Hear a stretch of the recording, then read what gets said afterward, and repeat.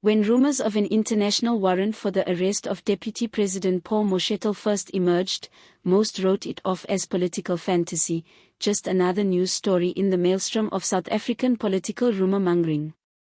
But what started as rumor has now become a firestorm, leaving the ANC shuddering to its foundations. The terms arrest and international warrant have rarely ever been so squarely linked to an incumbent deputy president, nor in such a toxic fashion.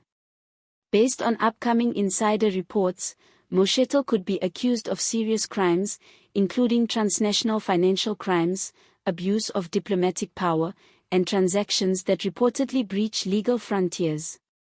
While no official arrest has been announced as of now, simply the suggestion of an international arrest warrant has caused shockwaves within the ruling party, reducing its top leaders into crisis mode. President Cyril Ramaphosa is said to be stunned and scrambling, taken by surprise completely by the sudden revelation. People close to the presidency indicate that this was not planned with his office and that he did not get a pre-briefing beforehand before things blew up in the public domain. He now has a leadership nightmare on his hands. His deputy may be in a potential international legal quagmire, and the whole country waits with bated breath to know if he will be decisive or mute. The political record of the president, already bruised by sluggish reforms and increasing corruption scandals, is now in an even more precarious state.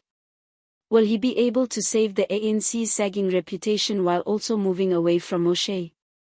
Or will this be viewed as yet another failure of leadership, yet another stark instance of corruption thriving on his watch?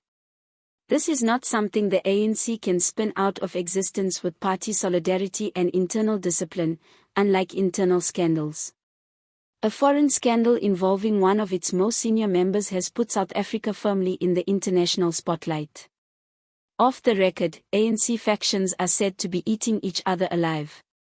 Some insiders say the warrant is simply a political move mounted by external players, maybe other governments or intelligence services seeking to destabilize South Africa. Others speculate that it's revenge from competing ANC camps looking to clean out Mashatile before he can gain more influence within the party. Whatever the reality is, the pandemonium is certain. The struggle for power has gone nuclear.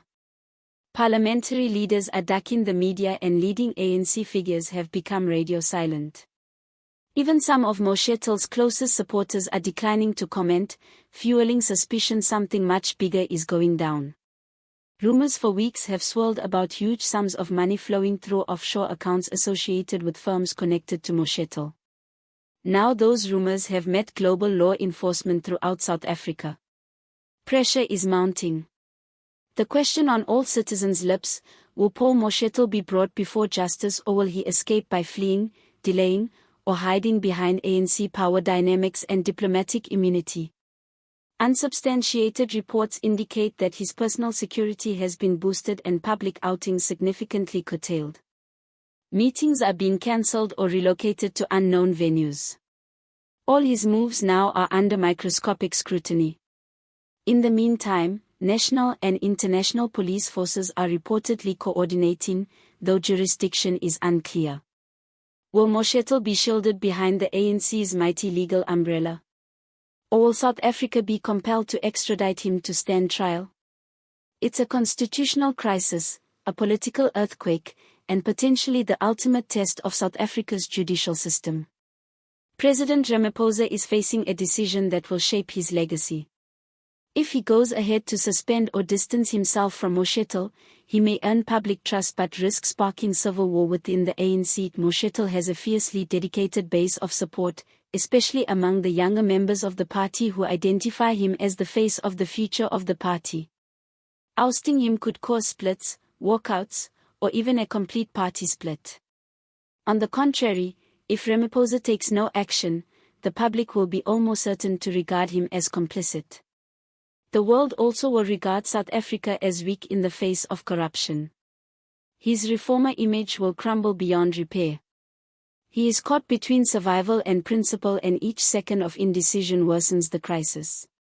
Opposition parties have not been slow in pouncing on the moment. The DA has demanded an emergency session of Parliament to discuss Mashatile's suspension, while the EFF has pushed even harder, calling for Ramaphosa himself to be investigated for what they term willful ignorance of corruption at the highest level. Smaller parties are also joining in the piling on, presenting this scandal as evidence that the ANC is no longer able to rule responsibly. Public indignation is simmering on social media. Hashtags demanding the arrest of Mashatile are trending. Activist organizations have organized marches outside Parliament demanding that South Africa not be able to conduct business anymore under what they describe as a shadow of impunity. The scandal has reached beyond whether one man is guilty or innocent. It's become a referendum about the country's whole political establishment. The ANC in turn is experiencing fissures not experienced since the most stormy days of its life. Party veterans are suddenly pushing Ramaphosa to move swiftly while young radicals caution that any action against Mashatile will be perceived as treason.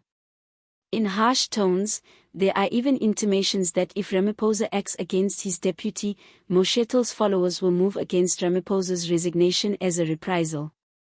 Overseas, the response has been rapid. Sources in Brussels, Washington, and even Beijing indicate that foreign governments are carefully observing how South Africa reacts. Investors are on edge. Ratings agencies are warning of potential downgrades should instability spread further. South Africa's weak economy, already reeling under unemployment and power crisis, may be pushed to the edge if political instability intensifies. For Mashatile himself, silence has been the tactic of choice. He has not been seen in public to protest his innocence.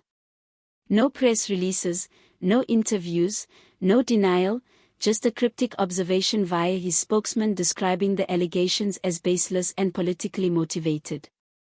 Silence is not allaying rumors. It is merely fueling them. The lack of candor is playing into the impression that something big is being kept under wraps. And so the nation waits. Waiting for the warrant to be confirmed. Waiting for the president to move. Waiting for Parliament to determine if they will call for accountability or cover yet another leader. Each new hour brings fresh rumors, fresh leaks, fresh questions. And with each passing moment, faith in the ANC disappears further. The atmosphere in Parliament has changed overnight. The 2026 elections, previously believed to be an almost certain ANC triumph, are now a complete open race. Opposition parties are gearing up to use this scandal as a springboard to bring ANC dominance to a permanent end. Some analysts are even speculating that the party will lose its absolute majority for the first time in decades, reconfiguring South African politics beyond anyone's imagination.